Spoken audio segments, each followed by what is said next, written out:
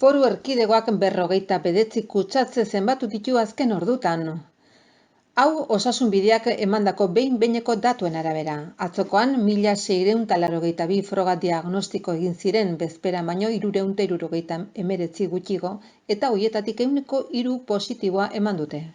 Positibotasun tasa pixka bat gora egin du 2,6an baitzegoen. Hala, 5. egunez segidan 50 positibo inguru zenbatu dituzte, 54 zenbatu zituzten bezperan.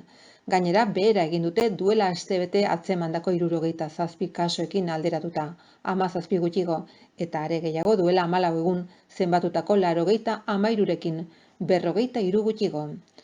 Tuteran, Alsasun eta Zizur nagusian zenbatu dira positibo gehien, 4 kasu zehazki.